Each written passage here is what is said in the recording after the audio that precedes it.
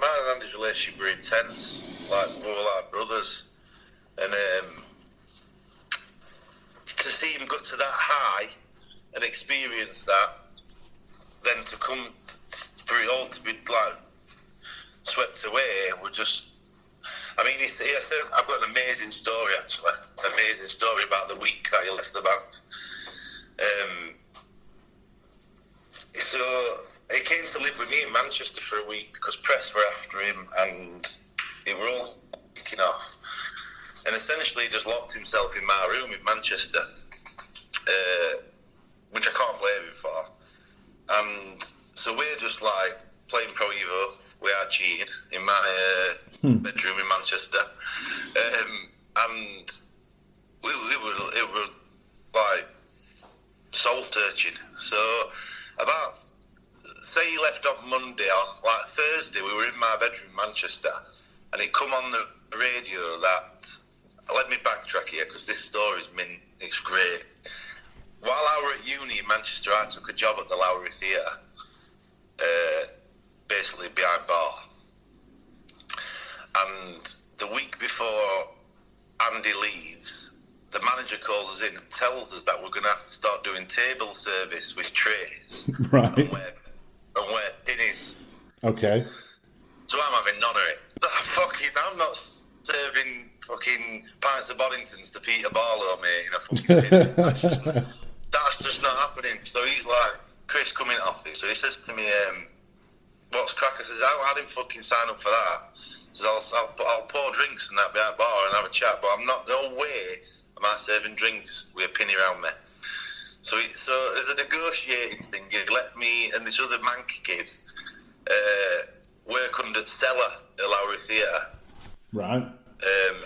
Just basically as job work to go down and cart loads of ale around and get it to the right place and just put crates and, you know. So, one day he comes down. Obviously we partaked in a couple of crates went missing and we had an hiding place and we used to have a good drink and that downstairs. He's found us eating ice. No, we took some ice cream out of the fridge and we were eating it out of freezers. And essentially we both got sacked on spot. But it was like one of them 0 hour things. So it was like, don't turn up again. Mm. So then this thing kicks off with Andy and he comes to stay with me in Manchester the week after. So I'm like, well, I ain't really got a job, mate. And uni's a bit quiet, so we were just like monging out in my flat, really. It comes on radio that week that Noel Gallagher's doing a secret gig at the Lowry Theatre for XFM. I remember this, yeah. I feel like I might have been at that. I don't know. I think I was. I think I was at that gig, actually. Well, like an acoustic tour. So I'm like, Andy, let's go to this gig. He's like... Andy had this number for Noel because they played with him in Canada, but he looked like a foreign number. He weren't going to work this. So Andy's like, I'll send a text to him, but I don't think he's going to receive it. Lo and behold, we didn't hear anything, but the gig's like tonight, so it was for competition winners. So we're like, he'd not been out of the house, so I basically took him out and got him like mortally drunk.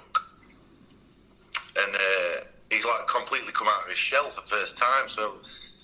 I've had this amazing idea in toilet that I know all the codes to lift in Lowry Theatre. So I'm like, let's just rock up. I can get us into dressing room because I've been working there. If Andy was sober, he'd never agreed to this, but I'm like, come on. So he jumps in a taxi, gets down to Lowry, and a few of the staff are like, oh, Chris is here, he must be going to a gig, blah, blah, blah. And then they're all like fussing over Andy. So Andy sees this guy from who's promoting. He's like, yeah, I'll sort you out. Meanwhile, I'm in lift, and I'm coding this number into lift because we're in bar area. Ends up me and Andy's in this lift, and I've got us bang smack into Noel Gallagher's dressing room. We're not invited to know here. We ain't got a ticket at all. Worst thing that could have happened. There's no one in the dressing room at all. Not a single soul. But there's like this buffet laid out and like all these drinks, and I'm like, shit, he's not here. No one's here. So he's like, what are we doing now? Standing around. And I'm like, yeah. So we're like basically sat in Noel Gallagher's dressing room, like waiting for him. Just pissed out, cracked up in a bottle and that. Just like, what? He's going to fucking, I'm thinking, is he going to lob his eye? Next thing, he comes round corner. Straight away, he's like, Andy, man. He knew exactly what had gone on.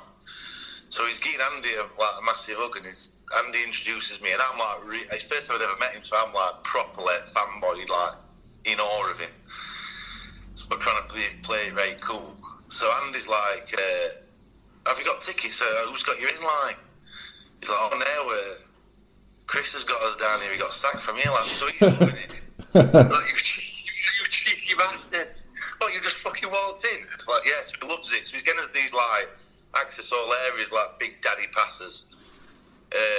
Dedicates Talk Tonight to Andy during a gig, so Andy's like in tears. So we've gone back downstairs. He's told us to come back downstairs. So now we're invited. We've got a pass on it. It's all kosher now. So we've gone in, and like all like Noel's aunties and cousins are in this room, and that Noel's like just really cool with us, saying like. So Andy says to him, "Do you recognise my mate's face?" And he says, "No, never seen him in my life." He's like, "You do, you know him?" He's like, "Never seen him in my life, mate, trust me." He's like, "He's kid off our album." So Noel's like fucking loving it, and I'm like loving him. So it's just like this big love off between me and him. He says, "Come in next room, someone's going to love to meet you. Come in next room."